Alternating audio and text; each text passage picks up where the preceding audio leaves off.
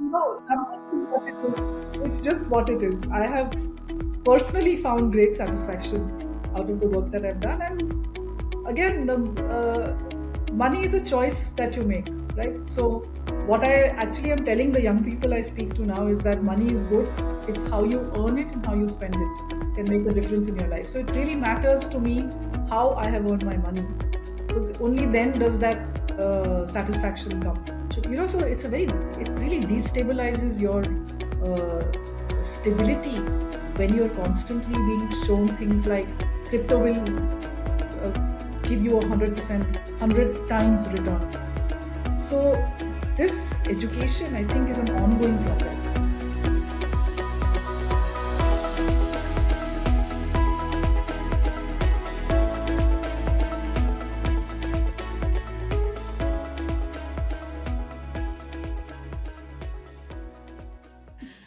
So three learnings, like if you were to summarize, maybe not summarize, but three big learnings that you could impart from both these books put together for the listeners, if at all there are three or four or two, whatever it is, the main points. The main points are you can do it. It is not tough. You need to begin. You cannot defer this to a time where you think you might have money. You'll never have the money. It is this 1,000 rupees that you have today, or Very the well said. 10,000, or the 20, whatever it is your number. Mm. It is with that you start. You don't start with 5 crore corpus. You build up to a 5 crore corpus. You don't start with that. So you start now. It doesn't matter. Markets will go up and down. It doesn't matter where the market is. You have to start now. You have to have a plan. You cannot get into it without a plan. You have to have a systematic approach to investing your money. You need to solve it upfront. Load your time that you solve this once upfront. Spend 6 months, spend a year, get your plan in place, Mm. get your asset allocation in place. And once you've chosen your products, it's an annual update. You don't need to think about this every week, every month, every quarter. You're just doing an annual update of your portfolio. It also helps you stay away from temptations like crypto, like new land is getting opened up, all of those nonsense, new emu farms, potato, I don't know what nonsense they sell and people buy. It keeps you away from all that because your investable surplus is all tied up. So Right. it's just this begin now and just be very stable and sensible about it. Do not Perfect. come to markets for kicks. That's it. And Monica, you would you want to have you taken a stand on this entire active versus passive debate on mutual fund investing? Yeah, I'm saying both. Both. So when you start, it's a good idea to, for that very reluctant equity investor, Investor. I'm saying please taste through an index fund, understand, start your journey so that the volatility shock doesn't hit you too much. But at a certain point in your portfolio journey, there comes a point that you need to diversify. You need a mid and small cap. Right, And right. I'm saying that there are very good active funds out there which have consistently outperformed the benchmark. Why would you not give your portfolio the growth that that active part of the market can do sensibly?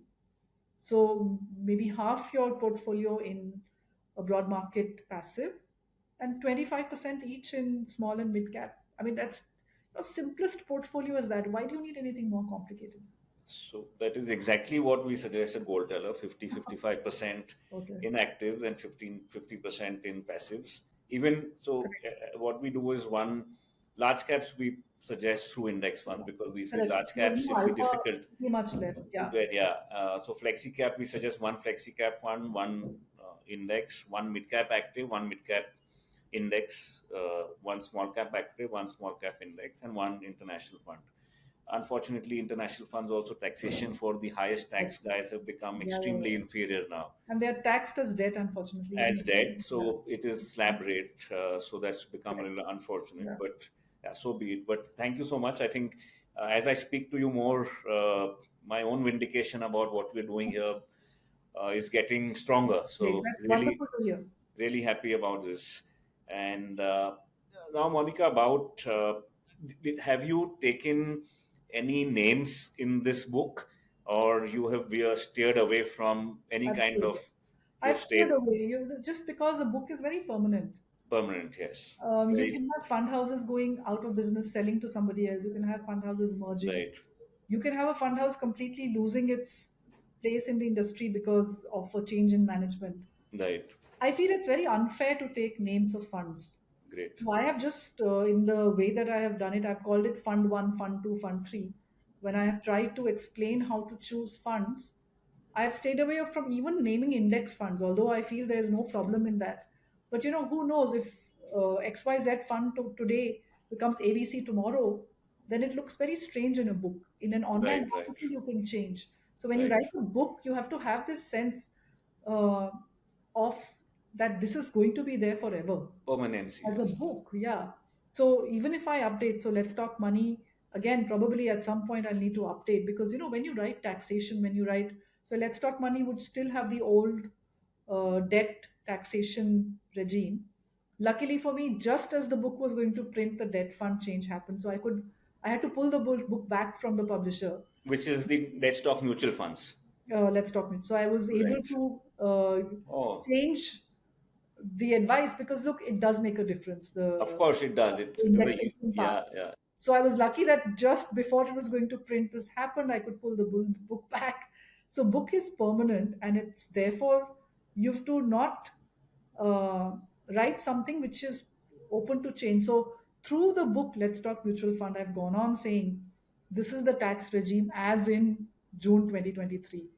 This is or May or April 2023 as and for latest I've gone on given giving the link to the Indian tax site, government's tax site, to say please, I don't know which year you're going to be reading this in, but please check the latest. This is true as of this date. Okay. So therefore I think it's unfair to take a particular fund's name. I think that's a very fair and noble thought Yeah. because people can get misled Correct. years down the line. Correct. Right. Yeah. So now, Monica, moving on to your own investment journey, Yeah. uh, what we would like our listeners to know and learn from you in terms of what was your first investment, your best worst investment over your lifetime. First investment was a public provident fund. Okay. PPF. I earned too little to do anything, and again, mutual funds weren't that big that time. I Mm. didn't understand the product when I started investing. So PPF, really tax saving for our generation was the thing that you did. And does it And continue still now, that yes, PPF account? so obviously it's got matured, but just as a matter of habit, I continue with one PPF account. You're Right. allowed only one. Yes, yes. Other than that, I think I have just used mutual funds. I have only been invested in funds. That's been a partner ever since I began to have the money to start investing. So Okay. that's where my journey has been. It's been very simple. I've not been attracted to real estate. I've not done any of that.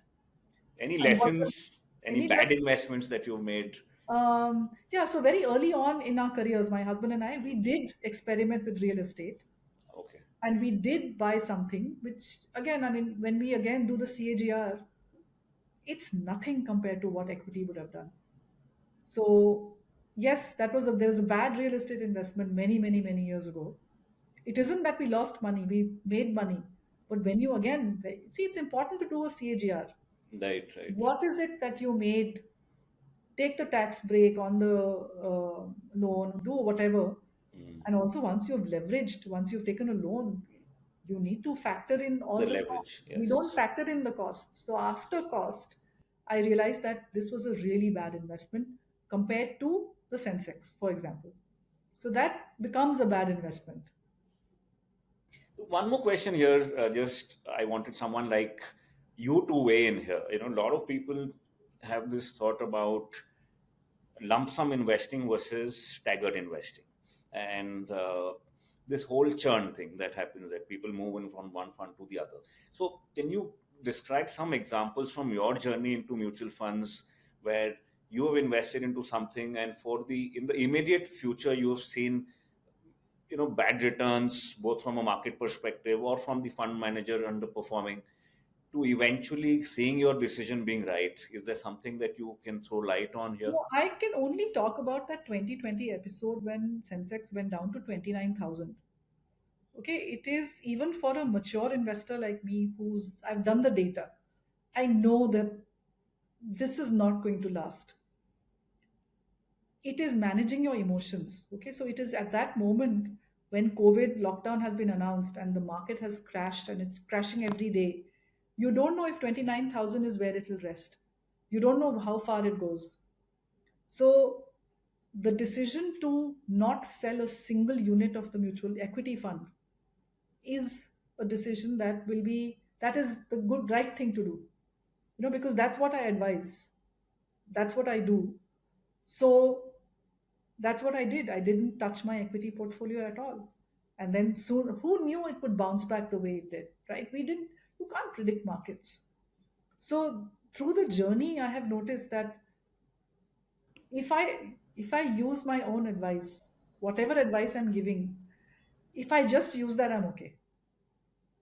Okay, if I'm saying that your best friend is your decision on your asset allocation, you don't book profit because you made 15%. You book profit because your 60-40 allocation is now 70-30. So my learning has been that so it sort of completes the circle. I write because I believe in it. And if I follow that advice, it works for me as well. So whatever I write in the book, I actually do myself and it works. It really does work. And just taking this, to its conclusion, and I mean, this question to its conclusion. So, when you started investing and now, are there funds which still exist, the ones which you invested at the beginning of your career? And what's the typical time that you actually revisit that you might want to change a fund? Because that's a question which we encounter very From the frequently. time that I began investing, there have been moments that you need to redeem everything. There are moments in your life when you need money for something. Sure. So the current portfolio that I have has been very steady for about 15 years. Wow. So it doesn't really, so maybe a couple of funds in and out, but there's a steadiness to the schemes. Even if a fund manager has a couple of bad years, I will just wait. I don't want to throw the fund out. I will just wait because my portfolio returns looking good. I am seeing that uh, the fund manager has a certain view and it hasn't worked out. But he or she a good.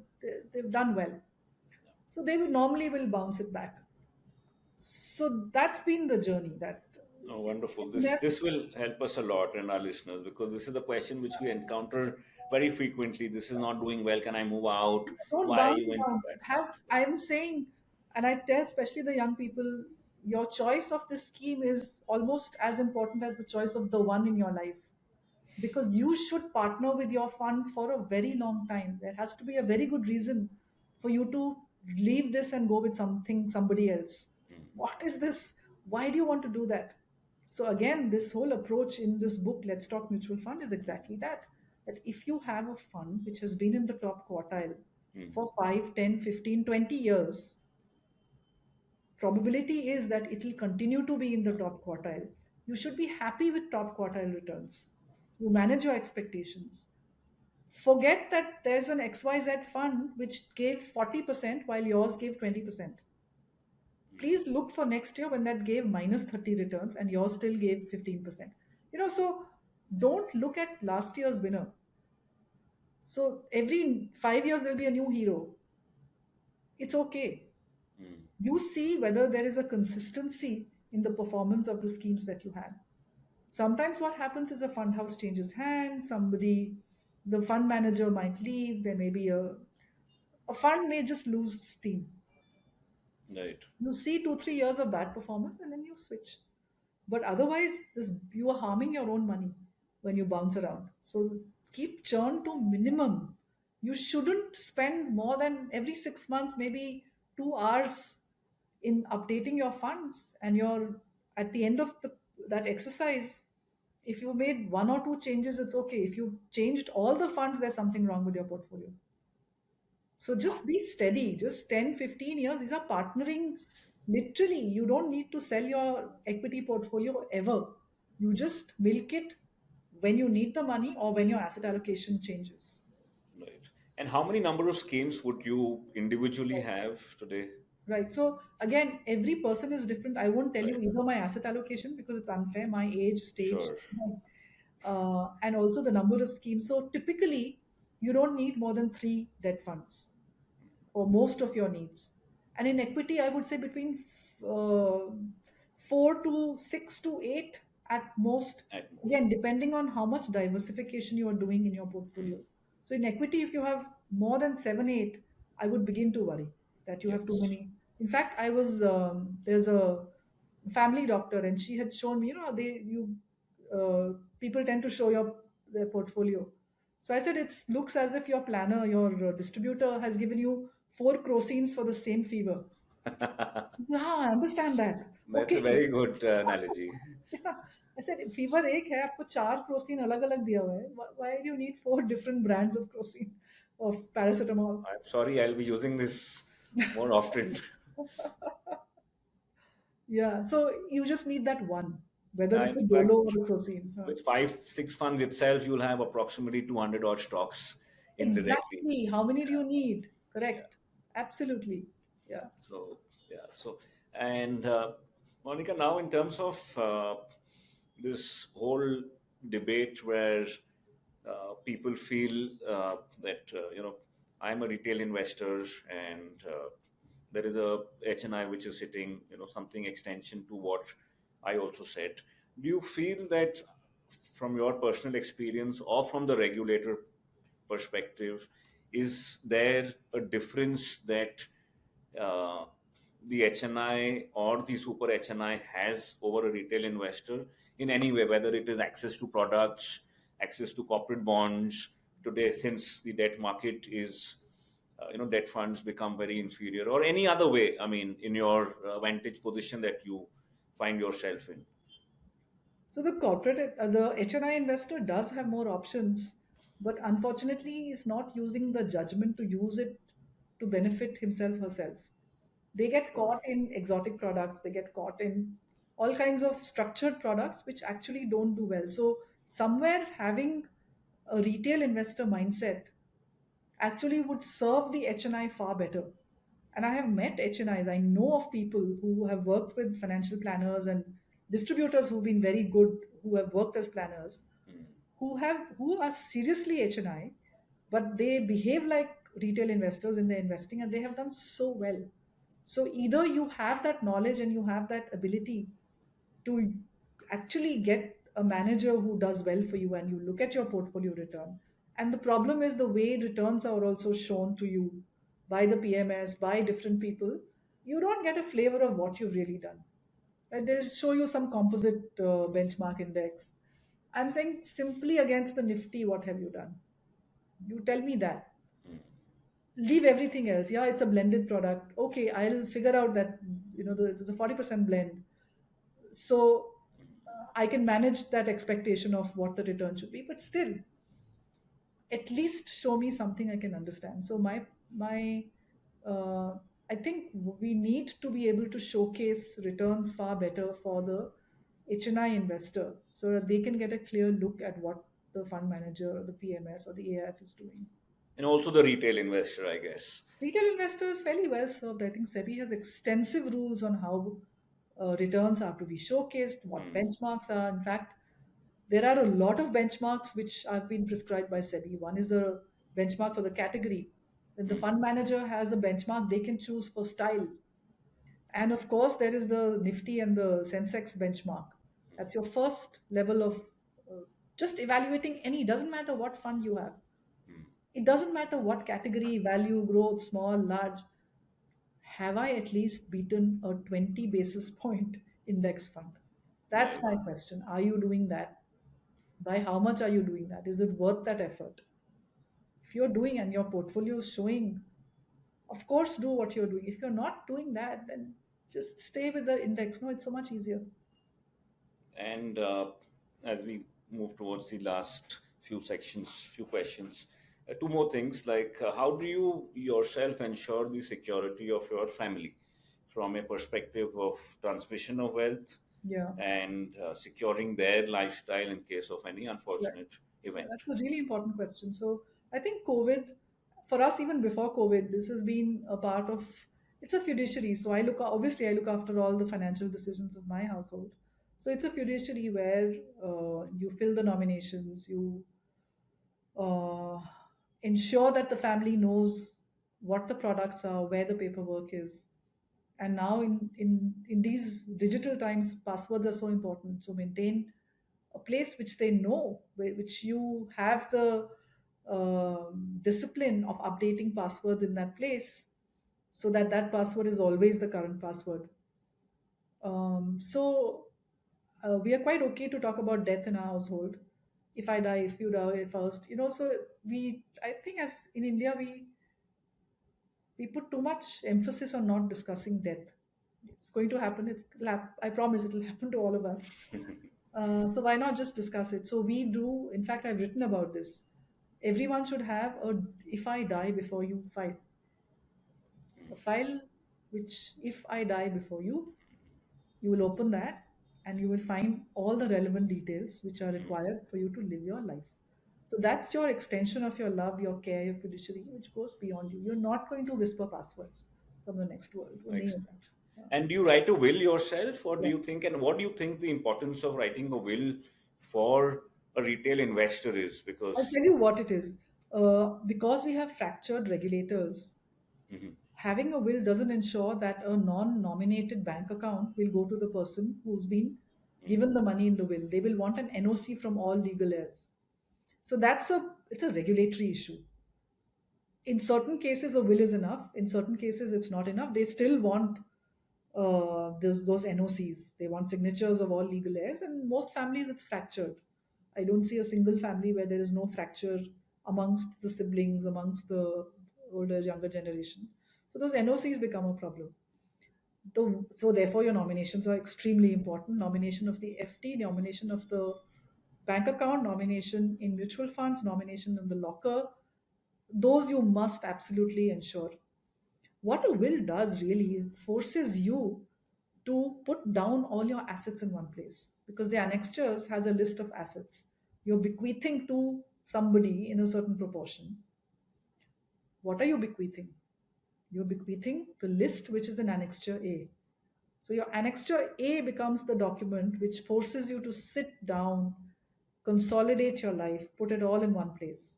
So the benefit to you living today is that that will forces you to consolidate. It helps the people later because there is a document. And there is no dispute in the family that it's so clear that this has been willed to this one and that one.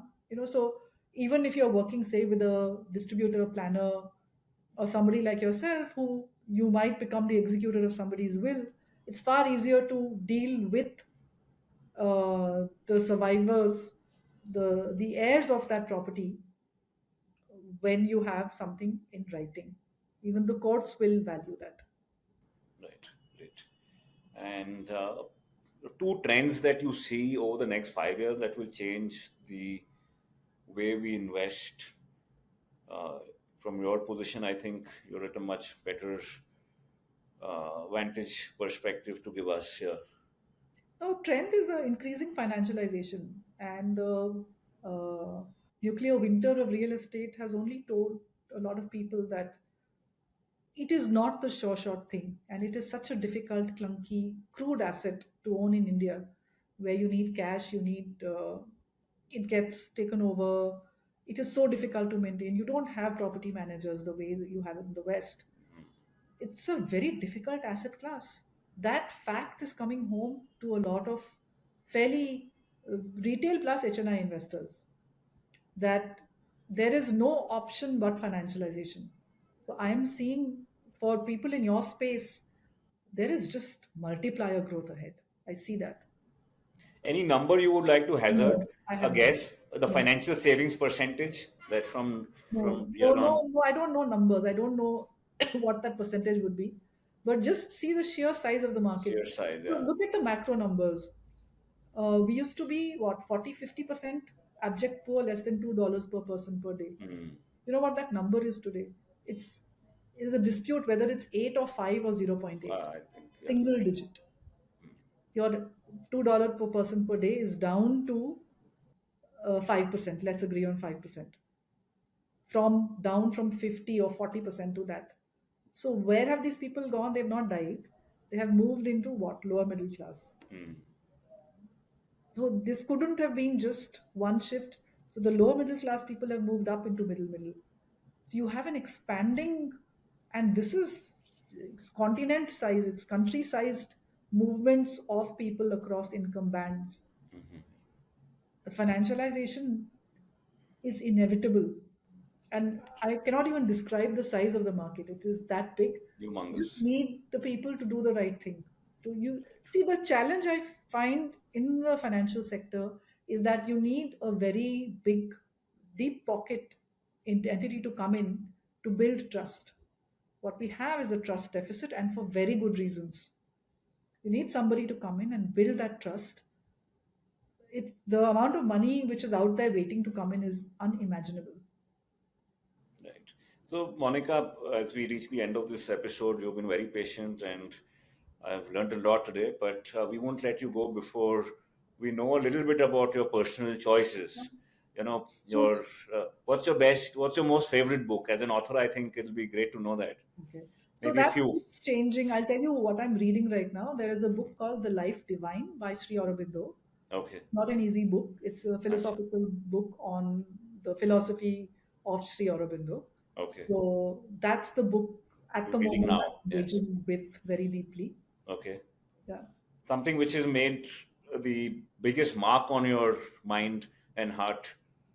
A book. Yes. If at all something is there. Uh, it's a transitory thing, but Okay. all I can say is the writings of Sri Aurobindo across, Wonderful. whether it is essays on the Gita, whether it is Savitri, those for me have had the biggest impact because it's not just what you do on the surface, it's also your inner life that Right. sort of feeds what you do outside. So if you have a very active inner life, it feeds Feeds into your it. entire life. Yeah. Yeah. Right.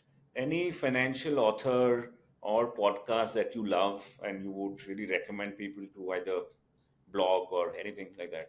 So I find this podcast, which is run out of Silicon Valley, I think, called All In, where All you in, have yes. three billionaires and one millionaire discussing a lot of politics, geopolitics. Mm. I understood a lot of the American politics and their the whole Ukraine war through some of the discussions of these super rich men. So yeah, it's a little bit of a bromance, but I think it's a very high quality of discussion. So I actually wait for that episode to drop. So that's one of my favorite podcasts that I Great. listen to This regularly. also relates with Nitin's also. I think this was Is one that of so? his. Okay. So Yes. I just find that my perspective gets really broadened when I listen to them. Right. Great. This is something which the first podcast where we've got two people Really? comment on Okay. the same one. Okay. Okay. And your best book, best song, sorry, best movie and best song book you mentioned. Okay, movie, I have to say, there's a movie called Khosla Ka Ghosla. I don't know Yes. if you've seen that. So it's an I've older seen it many movie. times, many Yeah, times. it's a classic. Simply Yes. also for me, it describes so many of the issues with real estate, Mm, of this middle class person struggling to build a house, so it maps a lot of that journey. So I just thought it was an epic movie. Some of mm. the dialogues were so funny and so, Yeah, are you tum broker ho ki party? That I can use it in so many situations. yeah. Like, who are you? Yeah, Great. and And the instead of best, I'll give you instead of a song, I'll give you a dialogue that I'm personally very favorite mm, fond of. It's that दीवार dialogue. मेरे पास तुम्हारे पास मेरे पास गाड़ी है, बंगला है, mm, शोहरत है, bank balance है, तुम्हारे पास क्या है? मेरे पास माँ है. mm. That between Amitabh Bachchan and Shashi Kapoor, Right, right, sort of yes, of defines course. that how we have already always put poverty on a high moral ground, and the rich guy is always this evil smuggler. Mm. So it's sort of that 70s tension between being a good but poor, morally upright person and Mm. being this corrupt and rich Rich man. person, this binary between rich and poor, which was so poverty somewhere was put on a pedestal. So that dialogue sort of really defines that era for me. Right. Thank you so much. I think Thank you. it was brilliant. It was a long conversation. Yeah. And I think there'll be loads and loads of learning. And thanks a lot for dropping in exact, actual instances from your life. These are the things people want to hear. People like you actually, to learn from them. Sometimes if we tell them, they don't learn from us. But when a person at a stage like you comes in and talks like this, I think people will, imbibe that much more. So thank you so much. It Thank was you. an absolute joy speaking to you. Thank you so much. Bye. Investments in securities market are subject to market risks. Read all the related documents carefully before investing.